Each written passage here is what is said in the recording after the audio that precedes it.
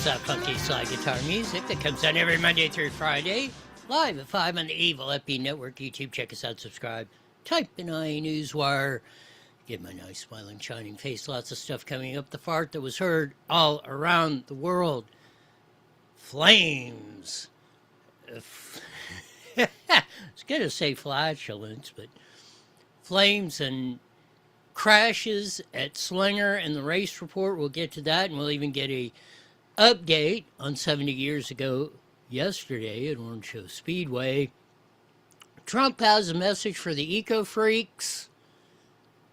Lots of local news going out, but as we said, lead story of the day. There's the programs that Don Harkey put out from 70 years ago yesterday at the Jalopy and Midget races at the Orange Show Speedway. Jim Thurman even put out the report. We had the report yesterday of Alan Heath winning the midget race. Now we have Johansson captures the Jalopy feature. Jack Johansson scored his second main event win Saturday night's CCRA Jalopy races in the Orange Show Stadium, with Fred Tomlinson gaining second and Wayne Page third. Marty Artoff won the semi-feature, followed by Mal Redwins and John Deal. Artoff also bagged the first heat race with Darrell Hansen, Page, and Tomlinson winning the others. Billy Cantrell caught. Get it out. The helmet dash. Hansen won his first trophy dash. So there you go. The race report. 70 years ago yesterday on the Jalopy feature, Jack Johansson won his second main event many a years ago.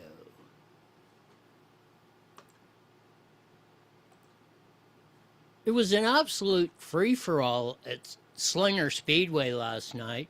Carson Hocevar, the NASCAR star, started the classic 200-lap race they have there every year, but he blew an engine.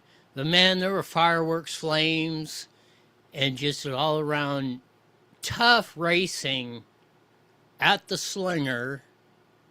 Let's see if some of the highlights will play. Yeah, there it is. And they were going into 3 and 4 already hitting. He's squeezing them up into the wall. There you go. Oh, and he hits them up into the wall. Morrissey's got damage. Brown leads. Watch this.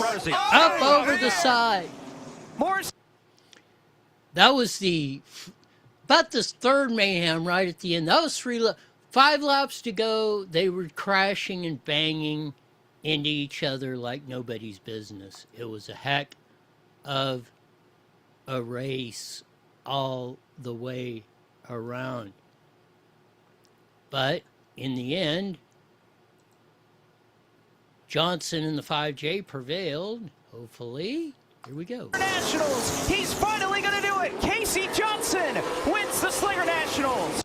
Casey Johnson to fireworks, flames, absolutely standing room only crowd at the Slinger Nationals. 200-lap race. It was a slam-bang affair. Back to like the old days. Back to like Orange Show Speedway. Bryce Lucas, hometown boy, won the Brad Doty Classic at the 20,000 to win World of Outlaws feature at Attica Raceway Park in Ohio. Here we go. And out of turn 4 to the white flag. 1 lap to go in heavy traffic, and now Logan Schuchart is there. Back straightaway into 3 and 4 for the final time. Lucius to the inside of the slower car. Checkered flag waving, and Bryce Lucius upsets the... Yes, he did in the Brad Doty Classic. Longtime racer, turned commentator, car owner, and that very nice guy.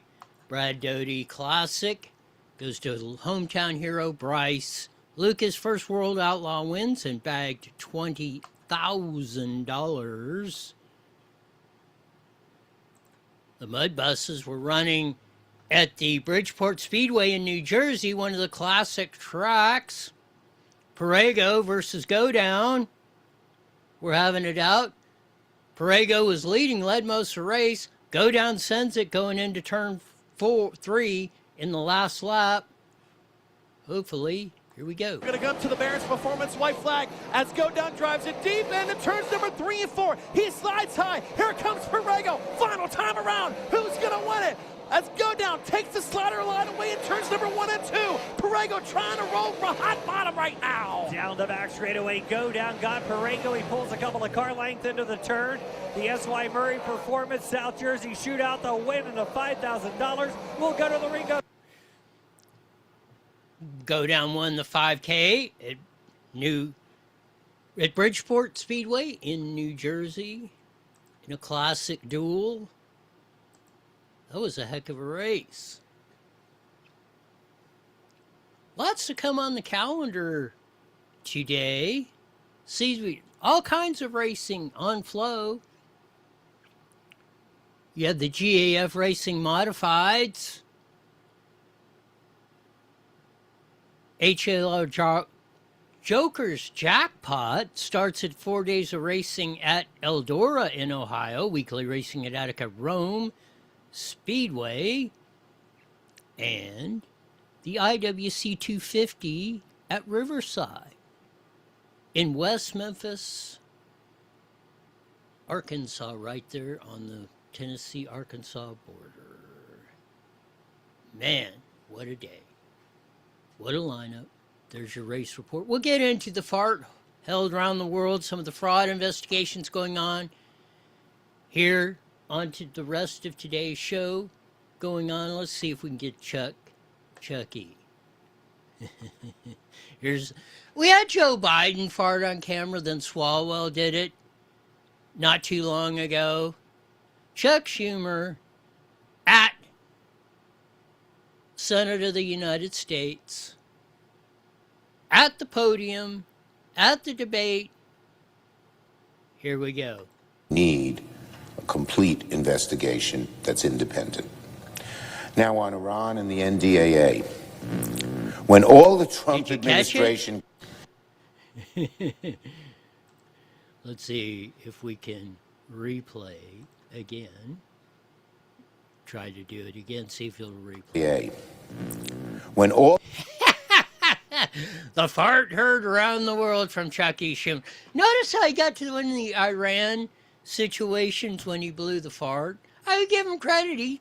He was pretty cool on that one. He just let her go. He acted like nothing was happening. Oh, that wasn't me.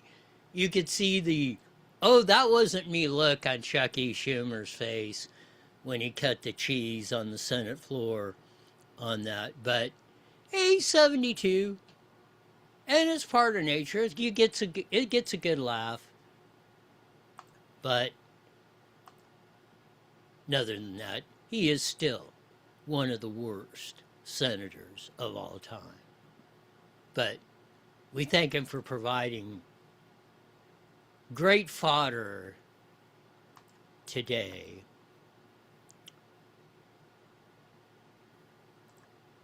James O'Keefe and Nick Shirley were testifying before Rand Paul's committee in the Senate on the fraud investigations.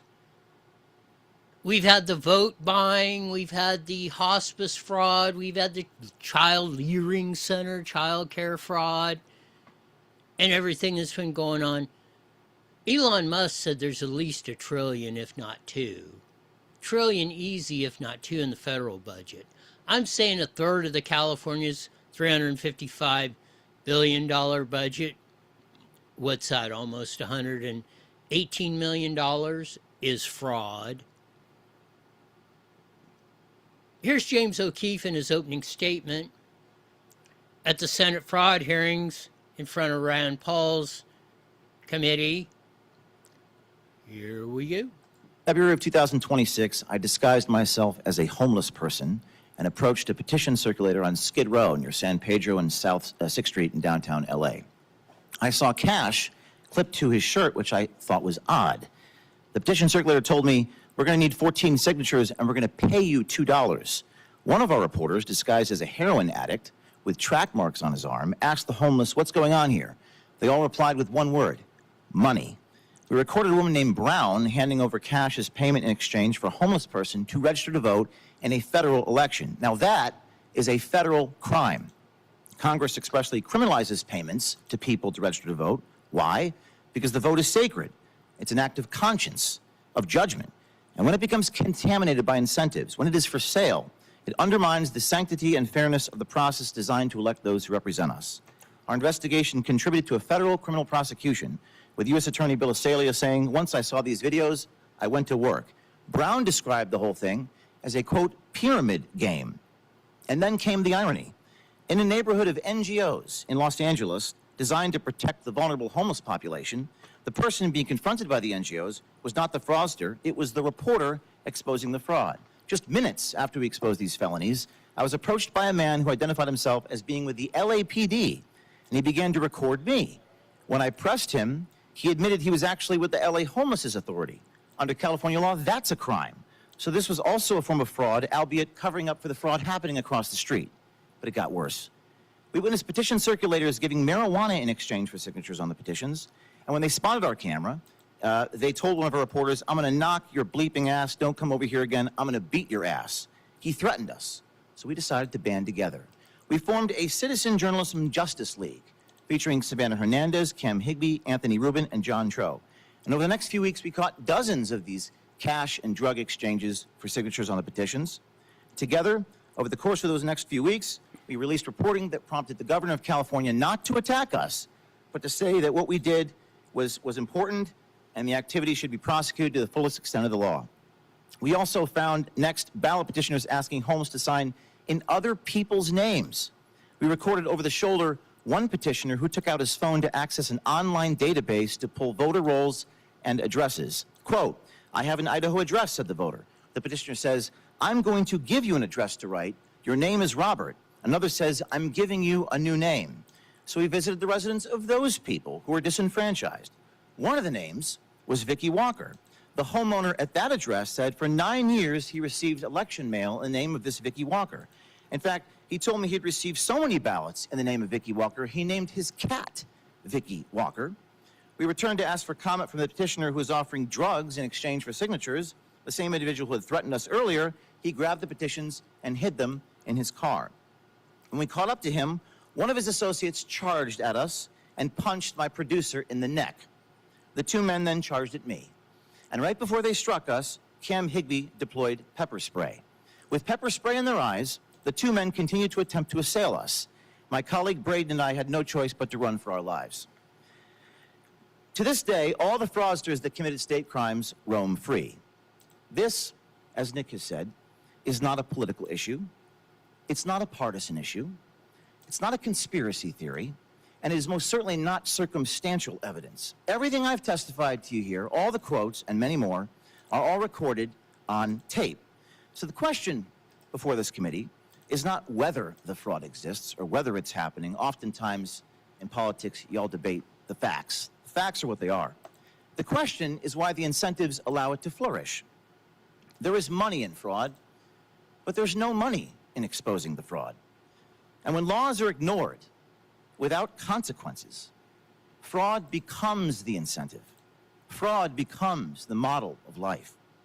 Tony Moore, one of the coordinators for the ballot petitions, told us if there's no consequences, it doesn't matter. And that's the point. I don't have subpoena power. Us journalists don't have the power to do anything but expose. They campaign in this building about freedom and protecting democracy and preventing disenfranchisement and how nobody is above the law. But if those principles are not enforced, when they're violated in broad daylight, they're not principles at all. They're slogans. And without accountability, our notion of freedom is just an illusion. Thank you. Yes, your freedom is just a notion. There's no money in exposing fraud, but there's billions, if not trillions, to be made every year in fraud. Just take Elon Musk at his low side. $1 trillion of the $6.5 trillion federal budget is fraud. Just right there, and the federal government covers that. Trillion plus. Then you add in all the states and local governments and that. Anywhere from $3 to $5 trillion every year of our gross domestic product is run through fraud.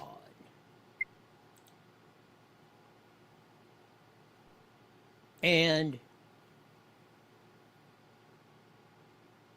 it's absolutely flippin' ridiculous that we have to expose ourselves to this kind of idiocracy.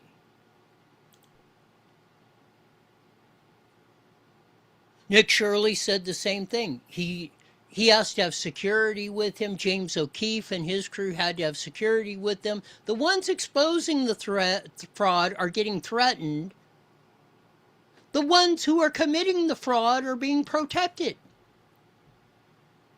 Now, how far shape do we got to be as a country, as a society, to do that? Much less we cannot survive. We cannot survive as a society. No shape, no how.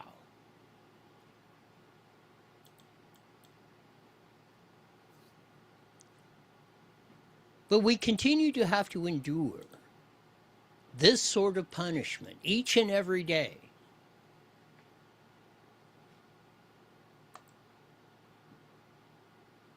And if we continue at this pace,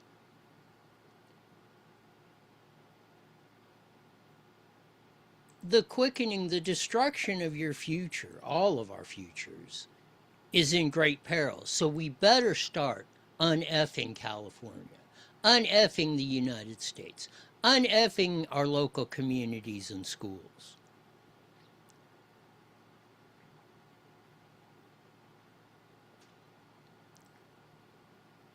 Donald J. Trump today exposed the eco-freaks. Here we go. China uses, they're building now 58 massive coal plants. And, they're responsible for building the windmills. And I said, how many windmills are they building in terms of using on their land? John, I want to know, if you see any, let us know. They got coal plants all over the place, but they build the windmills. But the only one they have that I know of is one that they want to use. They use it, they don't use it in terms of energy. They showed people, look how beautiful this is. So there we have China and the climate eco-frauds. China uses zero windmills. They burn dirty coal. They let the black smoke just go in the air. Hell, you can't even hardly see Beijing, China. It's so dirty. They're building like a new coal electricity plant a week in China, and they could give a crap about the pollution. And you know what? We could stop California. We could stop everything in the United States. It wouldn't make a dent compared to the pollution China puts in the air. If you want to go on the eco-fraud, we're all going to die of diesel smoke and all that. We could shut everything down. Live like the Neanderthals. As Trump's pointing out, the eco-fraud, who are making trillions each year, not only in the U.S., mainly in the U.S., selling us windmills that don't work, barely generate any electricity, and generate at the highest prices. Here's more from Donald J. As those poor suckers buy those windmills and lose their ass. China uses, they're building now 50. You gotta love Trump.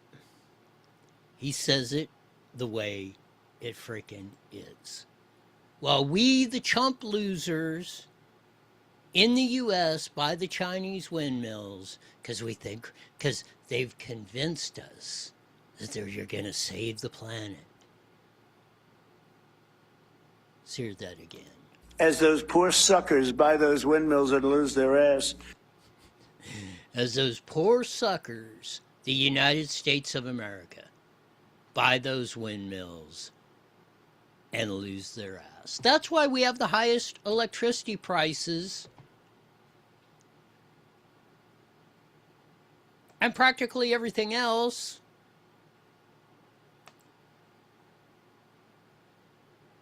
over this stuff. I don't know if it's intentional or not. I mean, some of it probably is, some of it's probably blind luck. But man, they have quickly, it's taken them a long time, but since COVID, we got COVID. Then they installed Joe Biden as president. They said, oh, that worked pretty good. Well, Donald J. did make a comeback. Well, we got to stop that. We'll get Mondami elected as mayor of New York, and we'll roll New York City, biggest city in the U.S., 9 million people, and we'll turn it into a full-blown communist regime.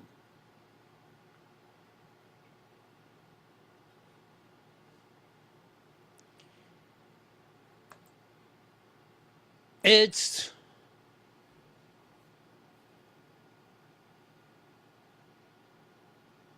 beyond mind-boggling, but that's how this stuff goes. And that was Ping Pong Mao. They were 30 seconds. Susan's on the line.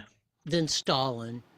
Instead of trying to butt heads, they took the long-term view. They drove past the hood ornament, and now they're working and taking us over. We'll come back with Susan Shelley on the flip side when we join the Mighty Met KMET here in a few seconds. And we'll see what else we can dig up. 2 seconds. Here we go. Today's show. IE Newswire Daily is on the air. The following is a paid program. Views and claims expressed are those of the program producer and are not endorsed by this station. Opinions expressed are not necessarily those of radio station KMET, its management, employees, or affiliates.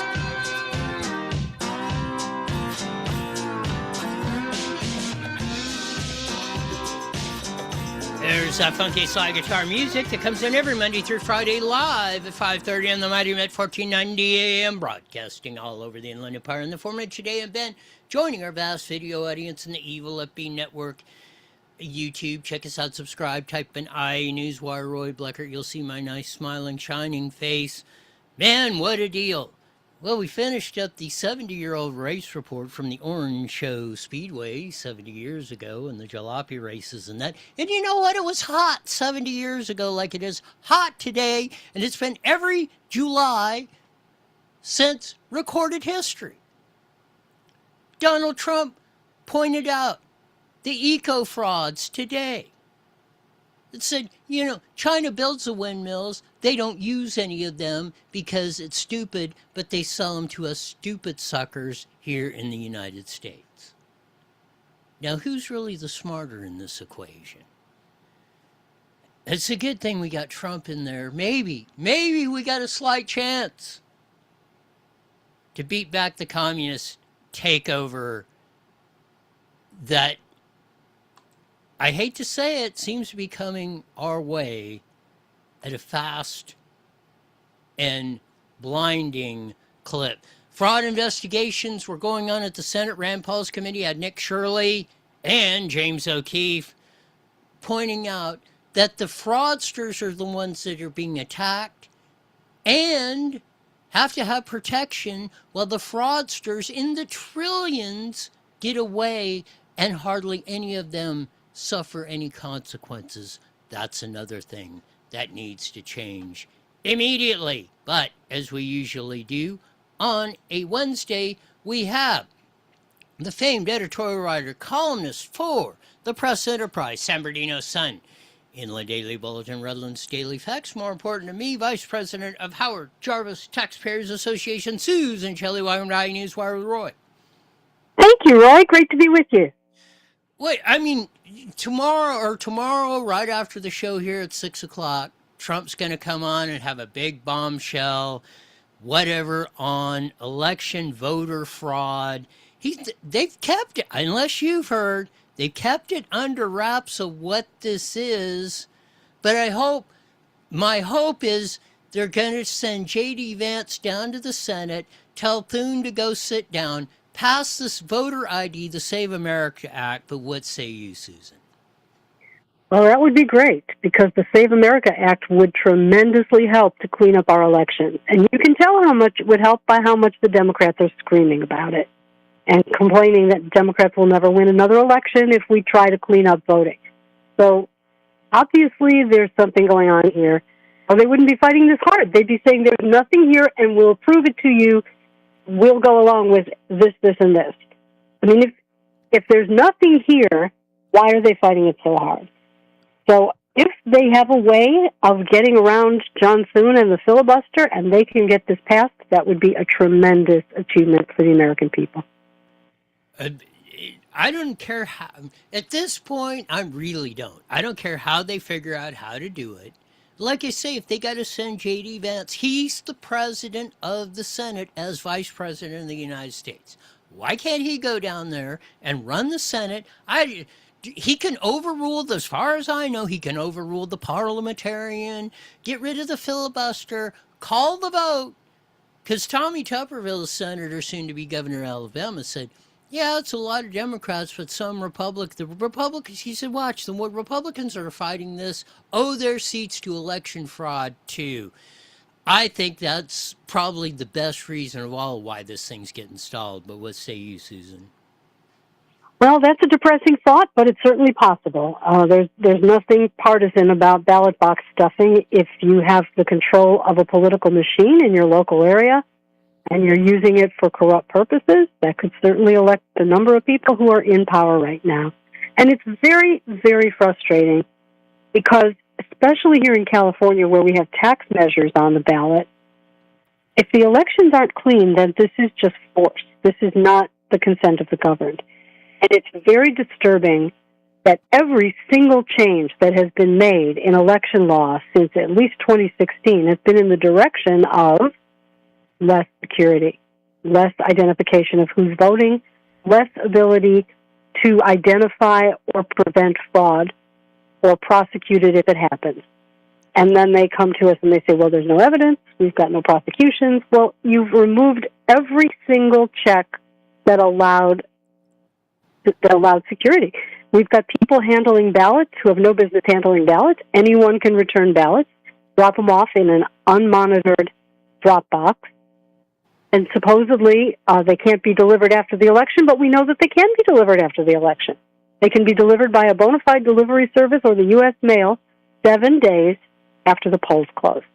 And it's just very frustrating that we don't have better methods of preventing voter impersonation, whether by mail or in person, because it can absolutely happen. Here in California, I mean, the insanity. You talk about, got to clean the voter rolls. And then what did they just pass? 16 and 17-year-old illegal aliens, teenagers who can't vote, can now count or run or work in our voter registrations officers or count the ballots. Oh, what could possibly go wrong with that? I mean, it's like they're sitting around thinking up new ways they can figure out how to make our elections totally fraudulent. As Stalin said, I don't care who votes, I just care who counts the votes. And it really looks that way all across the board, Susan. Very frustrating. Voter ID will fix a lot of this. So we have to pass voter ID in the fall. That will really help. I mean, I asked Dean Logan, who is the registrar of the County of Los Angeles, the largest county in the United States. I asked him about the possibility that someone could do what those fraudsters did in San Francisco, which is have the voter roll and then have someone else say that they are those people. And I said, if you go into the polls and you have the information from the voter roll from a fraudster, what is the process? What is in place to prevent that from happening?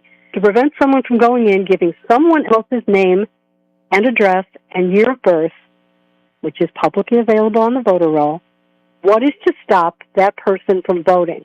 And there was no answer. The answer was, well, if the second person comes in, the real person comes in and votes later, we would have a situation of double voting and only one would count. But guess which one would count? Yeah, it's absolutely nuts of how we how we process this stuff. I mean, the not cleaning the voter rolls, L.A. County, I think at 141% registration over eligible voters. I mean, that just they've designed this system.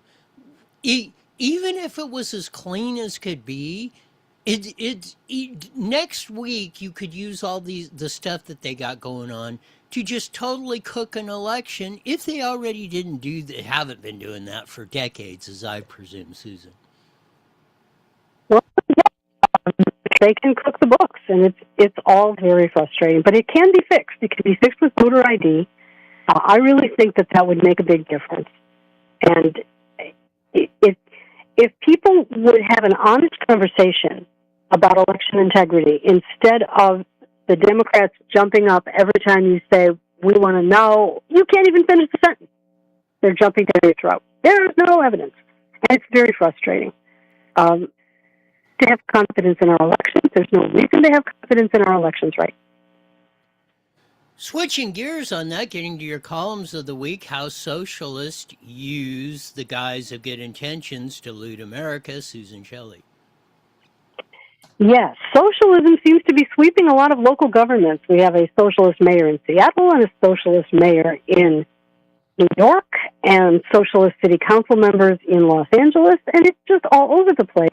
And what are they all about? Well, Mamdani in New York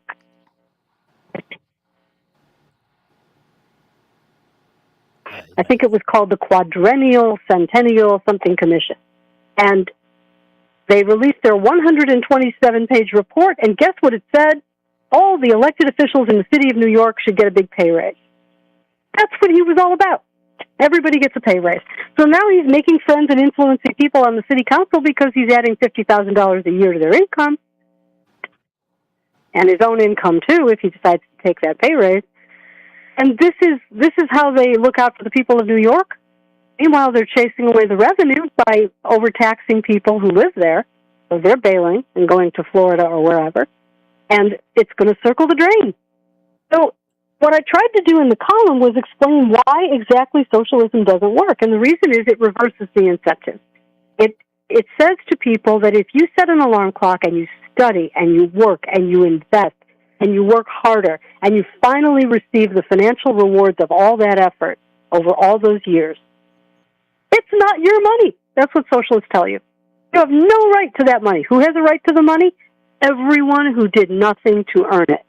Well, you do that for a few years, and pretty soon people aren't going to medical school and they're not bothering with inventions, or they're inventing something and they can't find investors, so everything just dries up. And then what do you have? You have economic stagnation because of socialism. It can live for a few years on the surplus from capitalism, but then it dries up, and then you have Cuba. And it's a very grim outlook. All the government can do is use force to try to take people's wealth, and if there's anywhere else they can go, they're going to go.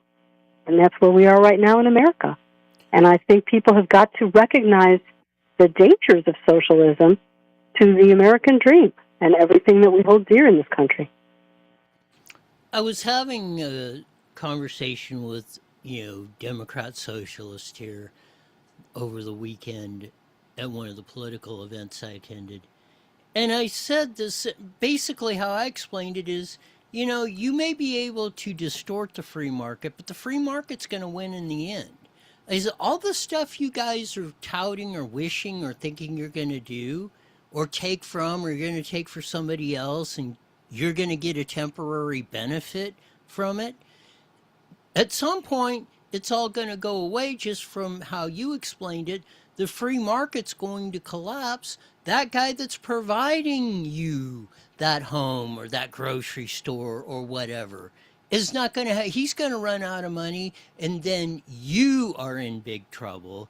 And somehow I think that's the reason why they stopped teaching economics and these principles in school, so they could because every question I would ask him about whatever was, well, my professor told me this, but my professor told me that. And I'm thinking, well, this is very obvious of what the problem is here, Susan. Yeah, it sure is. I got a lot of very nice letters from people about that column. saying thank you for writing it, and you've really identified the problems with socialism, and thank you. And then I got, I think, 2 where people's brains were just broken by it, just completely broken. They took it apart sentence by sentence, and then they made snide remarks about every sentence. They didn't really answer it. They didn't really refute it. They just made snide remarks, sentence by sentence. The things go on and on. I got 2 of them like that. And it's so absurd. They can't cope with the fact that they might be wrong about something, and when someone points it out, they have such cognitive dissonance because, as you said, their professor told them, well, you know what? Professors aren't right about everything. Do your own research, do your own thinking. Yes, that's what caught me is he didn't have any thought or anything from himself. It was my professor told me. Well, what has your professor ever done but go to school or teach in a class? I probably almost all of them nothing. And that's what I was explaining to them. And my final deal to them is I said, you know what? I said, this is what you should have learned in school or what you should have seen on the 3x5 screen. I said, go watch, I think it's 13 one-hour series. I said, go watch, back in the 80s, they're online, Milton Friedman's series on Free to Choose and watch every episode of it. And it will deconstruct how everything you're talking about is unsustainable and will collapse. I said, watch those 13 hours and then come back and talk to me. That was my final statement to him, Susan. That's a very good advice. And, some people will figure it out. You really can't blame a lot of these college-age kids or just out of college because they've never held a real job. They've never run a business. Nobody's ever explained to them that all the money in the cash register in a business is not profit, that they have to pay the rent and the light bill and all of the insurance bills and the labor costs and the product costs. Nobody's ever explained that to them. And some of these people grow up and get jobs in the state legislature, and they can't read a balance sheet. They don't know how to evaluate the businesses that they are trying to regulate and tax. They have no idea. We have someone running for insurance commissioner who wants the state to take over private health insurance, private fire insurance, private car insurance. And I asked her when we had an opportunity to interview her at the editorial board, have you ever held a job in the private sector? And the answer was no. She worked for Bernie Sanders. Well, there you go. Oh, man. What a choice we got. We got a complete communist nutcase, or the senator that represented the area that burnt down the Pacific Palisades for our insurance commissioner choice. What a mess we made with this whole stuff. Your other column this week, Newsom doles out EV rebates in the dark. Susan Shelley. Yes. Well, the governor's budget had this EV rebate idea in it back in January, and then it kind of just disappeared. And the next thing you know, it's July, and all of a sudden, or it's late June, all of a sudden a trailer bill comes emerging from the desk drawer, blank, and they amend an entire 2,500-page law onto it. And in there is this EV rebate program. Now, it just seems that the Legislative Analyst's Office said this is a dumb thing to waste money on. We didn't use the word dumb, but that's what they said. This is because it's not an emergency. There's no urgent need for this, and we don't have any money in this budget. What are you doing?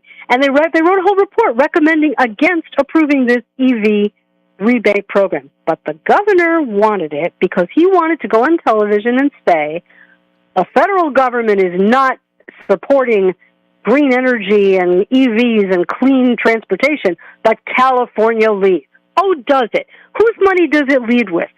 They're borrowing from other future years, and they're dipping into the reserves. And the budget is a mess. It's the biggest record budget we've ever had, something like $352 billion. This is one of the things in it, EV rebates for so-called first-time EV buyers. All you have to do is attest on a piece of paper that you're a first-time EV buyer, and you can have the rebate. And the rebate is half funded by the taxpayers and half funded by the manufacturer. So guess who sets the price of the vehicle that you're buying? Why, the manufacturer. So wouldn't you imagine that price is going to go up by the exact amount that they're going to have to pay in a rebate? Are we ahead? Oh man, I mean, it just makes again. I got to get the duct tape out and tape my head together so it doesn't explode on all this stuff. It's like a daily assault every day. We're going on this stuff. I mean, it reminds me of Trump today when he had the deal about about the China and them. They're blowing dirty coal, no pollution on their electricity plants, and they're selling us and the English and the Germans and the France the windmills that they build but don't use because it's unreliable and it's very expensive for windmill generated electricity. And like you said, we're selling it to the dumbass Americans, French, and English that are buying this stuff. We're making gadzoods amounts of money because we have cheap electricity. And if we shut off the whole freaking United States of America, no electricity plants, no cars, nothing, it wouldn't make a difference. The way the pollution that China throws in the air dwarfs anything if we just shut everything down. It's absolute lunacy, Susan. It is. It is lunacy, and it's even crazier when you look at the fact that wildfires are calculated separately. So the state government goes around saying we've reduced carbon emissions if you don't count wildfires. So if you count wildfires, California's making no progress at all on this. We're just paying a lot of money for nothing. It's craziness. The world doesn't count volcanoes either. Volcanoes are a huge source of carbon emissions. It's a natural phenomenon. It's the Earth. There's nothing we can do. We could tax ourselves into poverty for giant corks and try to put them in the volcanoes. It would not matter. And this is the problem with the entire climate agenda. It's not that climate change isn't happening, or maybe it's even our fault, but there's nothing that we are doing that is having any effect on the climate. And why are we doing this? Oh, people are making trillions of dollars off of it is why we're doing Well, it. that's Reminds true. me of the Pacific Palisades and Altadena fires. Put out again. If we shut California down for 5 years, we wouldn't put as much pollution as in that couple of weeks that fire was. And who knows how much pollution those solar panels that burnt down there in Boyle Heights put in there. And we couldn't put them out, and we had to go get water bombs from Texas to put the darn thing out. It's enough to drive someone almost to drink on this stuff, I think, at times. And that we got about a minute left. Tell them why they should join HJTA Go. Well, we are in the middle of a very exciting campaign to make it harder to raise your taxes, which is very important because the courts have made it easier to raise your taxes, and we're not on board with that, so we're going to fix it. This is Proposition 43 on your October ballot. It'll mail out to you October 5th. Put it on your calendar, yes, on 43, so you don't forget which one it is. This is the Local Taxpayer Protection Act, Save Prop 13, Proposition 43, and join the Howard Jarvis Taxpayers Association. Go to hjta.org, be a member of this great organization, sign up for the free email alerts. We will keep you informed on everything going on with this election, everything going on with your money in Sacramento. Be a member and strengthen your voice in California. Cancel the U-Haul and come along with us, hjta.org. Thanks for being on, Susan. We'll do it again next week. Thanks so much, Roy. Susan Shelley, Vice President of Howard Jarvis Taxpayers Association and columnist extraordinaire for the Southern California News Group. Man, even with that, we're still 250 years since the beginning, the greatest country in the history of the world. And with Trump pointing out the absolute idiocracy that's going on with a lot of our stuff. I'm very curious. And they've been keeping, Washington, the District of Criminals, Washington, D.C., in case you don't know what D.C. stands for. It's the leakiest place. The plumbing is ready to explode anytime at any minute. But they kept whatever's going on with the Save America Act or voter ID or what the bombshell is coming out. And I really hope it is. Trump's prone to overhyping stuff, as we all know. But I really hope he comes out with something. I mean, if it's not what I'm hoping he's just going to send J.D. Vance down to the Senate and say, okay, park your rear end down there until the Save America Voter ID Act gets passed. I don't care how you do it, get it done. Tell Thune to go sit in the corner, Chucky Schumer to quit farting up at the dais, and get the Voter ID Act passed. That will go a long way. We'll find out tomorrow, right after we end the show at 6 o'clock here, West Coast time, 9 o'clock Eastern, what Trump is coming up with or what bombshells are coming up with the elections, because we're running out of time. Supreme Court didn't help us out much with saying the state could override or run federal elections or whoever. That was a questionable decision. But we shall see, like the birthright citizenship. But it's what 5 justices on the Supreme Court say at any one time. So that'll definitely be on tomorrow's radar screen for that. We've got, hopefully tomorrow, and I hope we'll cover it in depth, they're going to try to extend the half-a-cent sales tax in Riverside County. It was supposed to be passed 40 years ago. I think we extended it 20 years ago in 2002 or 4 till 2039. Well, 13 years before it's supposed to sunset. They want to extend it now. They didn't learn anything from the city of Riverside, who just did. The voters rejected it almost 60-40, the extension of their Measure Z, their 1 cent sales tax. And under the same premise, they said, oh, public safety and that, and, Hawarden area, the Richies, all houses almost burnt down because they didn't provide fire protection. Same with transportation. 40 years later, all the projects, the corridor, the tunnel going through from Elsinore to Orange County, from Moreno Valley to through Redlands, and all this stuff was going to be all built and traffic was going to be better. They made it systemically, humongously worse, intolerable, to where it seems like there's a traffic jam on all our freeways and roads 24/7, 365. Yet they want more money or extend it or doing that. I'm saying, when do we take the toys away from them? Like the city of Riverside did, do not pass this half-a-cent sales tax until they can prove that they can get road projects done. Like Pat Brown, governor, starting in 58, through Ronald Reagan in 74, who built the finest highway system the world, and mostly what we're driving on today in California, only on the sales tax. On the gas tax. No bonds, no other supplements, no nothing. No, just the gas tax only. And we increased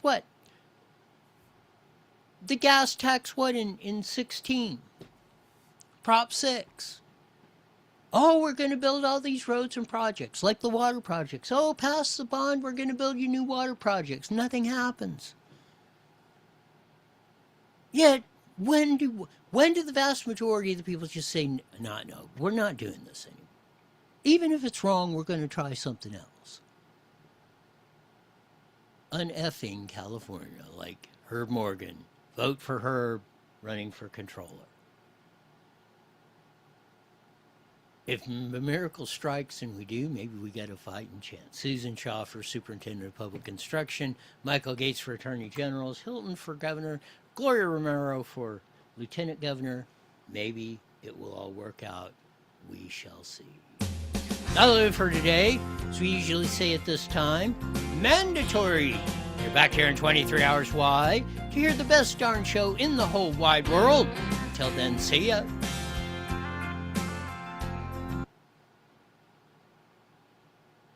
All right. Have a great night. The X, since it's not updating, it's been giving me holy hell. Has it? Yeah, it's getting mad for some reason. And it's usually because it ain't updating. Okay. And if I try to do it, you'll be playing replays until you come over and fix it. All right. I'll make some time to stop. You got it. Bye.